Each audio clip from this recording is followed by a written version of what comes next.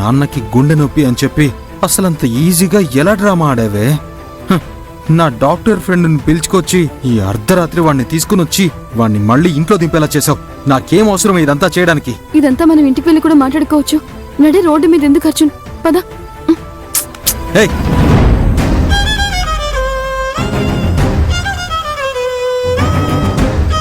ఎక్కడికి వెళ్తున్నావు? ఏం గేమ్ ఆడుతున్నావు? ఏం చేద్దామని ట్రై చేస్తున్నావు? నేనేం చేయలేదు అర్జున్, నాకు నిజంగా ఏం తెలీదు. అమ్మ ఫోన్ చేసి నాన్న గుండె నొప్పని కంగారుగా చెప్పగానే నేను భయంతో సగం చచ్చిపోయాను. ఆ ముసలోడికి గ్యాస్ కి గుండె నొప్పికి తేడా తెలియట్లేదా? అర్జున్, నువ్వు మా నాన్న గురించి ఎందుకు ఇలా మాట్లాడుతున్నావు? 50 ఏళ్లు దాటిన తర్వాత కూడా తనకి బుద్ధి రాలేదా? ఆయనేం చిన్న పిల్లడా?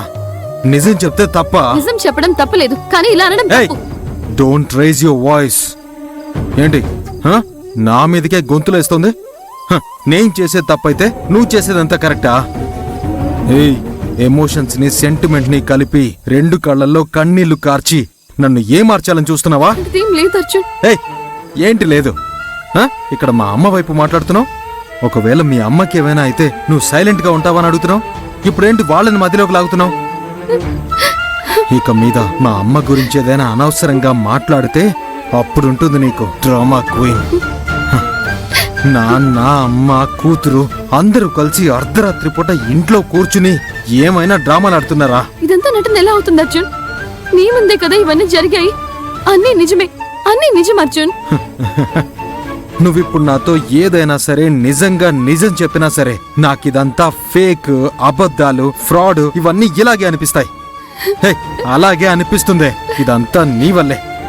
నువ్వు నాకు చేసిన ద్రోహం కారణంగానే.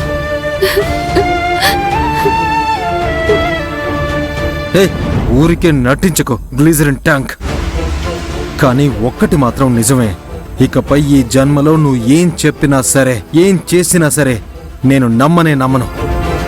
వేడివేడి పాలు తాగి నాలుక కాల్చుకున్నట్టు నీ వల్ల నేను కాలిపోయానే. ఇకపై నువ్వు ఏది చేసినా నాకు నీ మీద అనుమానం వస్తూనే ఉంటుంది. ఇక నాకు నమ్మకమే రాదు. అర్జున్, అలా మాట్లాడక. నేను అలాగే చెప్తానే. నువ్వు ఇంకోసారి ఇలా ఎమోషనల్ బ్లాక్మెయిల్ చేస్తే జాగ్రత్త. అయ్యో అర్జున్, ఏం చేస్తున్నావు నువ్వు? నిన్ను కొట్టలేకపోతున్నానే. నన్నెందుకు ఇలా చంపుతున్నావు అర్జున్? నేను చేసిన తప్పుకి నువ్వు నాకిస్తున్న శిక్షలు ఇంత దారుణంగా ఉంటాయా? ఇంకా నీకు నా గురించి ఏం కావాలి? నన్నెందుకు ఇంతలా వేధిస్తున్నావు అర్జున్? చాలట్లేదు. నిన్ను చిత్రవద చేయడం నాకు చాలట్లేదు. నా ప్రేమని, నమ్మకాన్ని చంపేసిన నీకు ఇదంతా ఒక శిక్షే కాదు. అయితే మరి నన్ను ఇంకేం చేయమంటావు చెప్పు. నువ్వు నన్ను వదిలేసి పోవాలి. మనం శాశ్వతంగా విడిపోవాలి. నీకు నిజమైన శిక్ష అదే. దేవుడా, నా మీద ఈయనకి కొంచెం కూడా జాలి లేదా? ఆ దేవుడికి రాదు, ఈ అర్జున్ కి కూడా నీ మీద ఇక జాలి రాదు. నీ గ్లిజరిన్ ట్యాంక్ ఖాళీ అయ్యేంత వరకు ఏడుస్తూనే ఉండు. ఇప్పుడు పక్కకి తప్పుకో.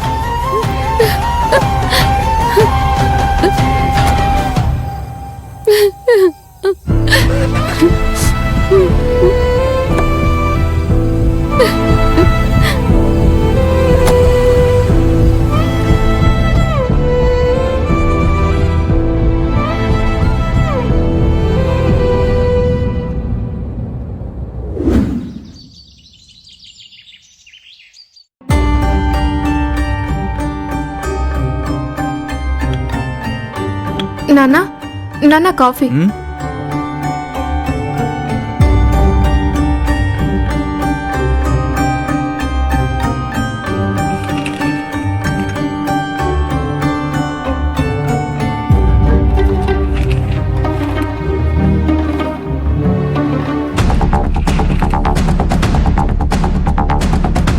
మీ అమ్మ చెప్పింది విని లాయరు ఒక రఫ్ డాక్యుమెంట్ రెడీ చేశారు.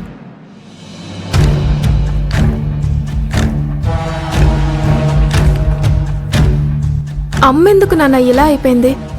ఈ డాక్యుమెంట్ గనక రెడీ అయితే మనం అనుకున్నట్టు సత్య అక్కకి ఏమీ ఇవ్వలేం నాన్న. అది అక్కకి ఇంకా పెద్ద సమస్య అవుతుంది.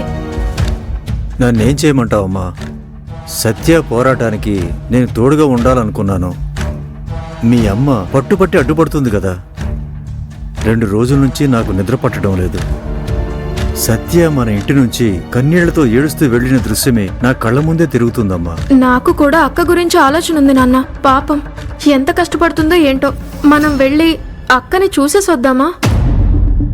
మంచి ఐడియానేనమ్మా, కానీ మనం వెళ్ళి అక్కతో చెప్తే అమ్మ అనవసరంగా ఏదేదో మాట్లాడుతుంది.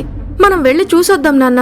సరే, నువ్వు వెళ్ళి రెడీ అవ్వమ్మా. నాన్న, మీరు నన్ను షాపింగ్కి తీసుకువెళ్తున్నారని నేను వెళ్ళి అమ్మతో చెప్పేస్తాను. మీరు కూడా రెడీ అవ్వండి నాన్న. సరే అమ్మా.